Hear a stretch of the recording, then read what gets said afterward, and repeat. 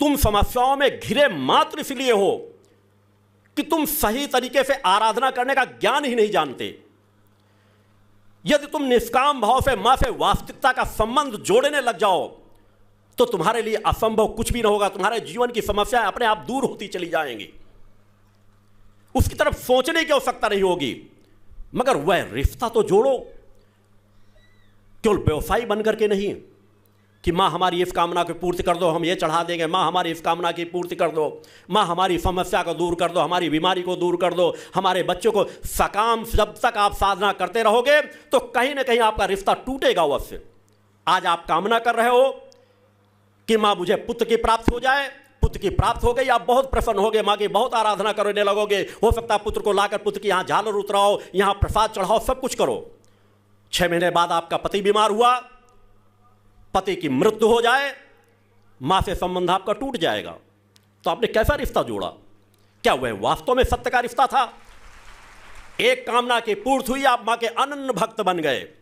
वास्तव में आप भक्त बने ही नहीं। आपको एक लाभ मिला, लाभ से आप केवल उनकी अनुयायी भाव पक्ष आप दिखाने के लिए उनके भक्त बने।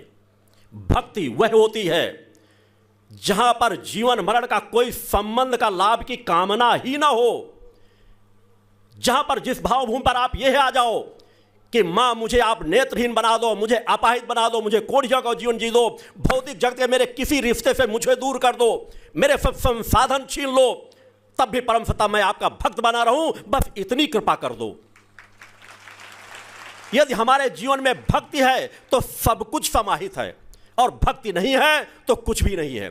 आज हम सौदागर बनेंगे, 2 कदम चलेंगे, 2 कदम पीछे चलेंगे, और यही कारण चल रहा है कि 84 लाख योनियों के चक्रव्यूह में मनुष्य उलझता जा रहा है। कभी मानव जीवन पाता है, कभी दूसरे जीवन योनियों में जाता है और भटकता रह जाता है। कुछ पाना चाहता है, कुछ कदम अच्छाई की ओर जाता है, कुछ कदम फिर पतन की ओर चला जाता है। इसलिए तुमने सच्चा रिश्ता जोड़ा ही नहीं। एक बार अगर सच्चा रिश्ता जोड़ लो तो तुम्हारा सतत रूपांतरण होता चला जाएगा और तुम्हें पतन के मार्ग पर कोई नहीं भेज सकता। और उसी को वास्तविक मुक्ति कहते हैं, जहां पर आपका धरातल मजबूत हो जाए।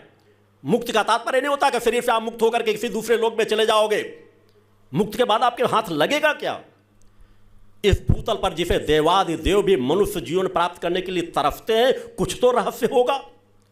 मैंने उसी रहस्य का ज्ञान आपको पूर्व के चिंतनों में भी दिया है कि मनुष्य जीवन श्रेष्ठ इसलिए है कि मनुष्य जीवन में आकर के ही वह एकमात्र मार्ग मिलता है जहां आप ऋषित्व की श्रेणियों की ओर पर बढ़ते हुए, ऋषित्व का जीवन प्राप्त करते हुए उस दिव्य धाम की प्राप्त कर सकते हो, सिद्धाश्रम धाम की प्राप्त कर सकते हो, जिसे प्राप्त करने के लिए देवता भी तरसते हैं।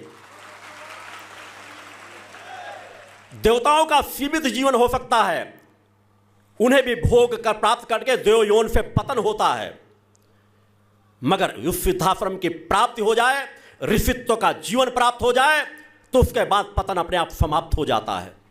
उसे वास्तविक मुक्ति कहते हैं, जहां हम आत्मा को समझ सकें, अपनी चेतना को समझ सकें, और यह चेतना किसकी अंश है उसके चरणों की कृपा को समझ सके। और जब हमारा रिश्ता खुल करके जुड़ जाता है तो हम सतत उस मार्ग पर आगे बढ़ते चले जाते हैं। ममता के उस सागर का आज तक न कोई पार पा सका है, न कोई पार पा सकेगा, मगर ममता के सागर का किनारा मिल जाने के बाद उस साधक का कभी पतन नहीं होता। उसके लिए सच्ची भक्ति करो, निष्काम भावना अपने अंदर पैदा करो। विचार से सब कुछ बदलता है।